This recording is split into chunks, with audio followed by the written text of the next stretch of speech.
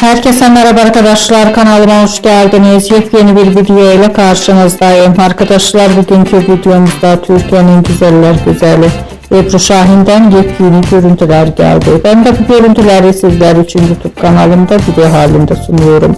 Umarım beğenirsiniz. Arkadaşlar, videomu beğendiyseniz kanalımı izlemeyi ve bildirim butonuna basmayı unutmayın. Şimdilik benden bu kadar olsun. Yeni videomuzda görüşmek üzere. Hoşça kalın.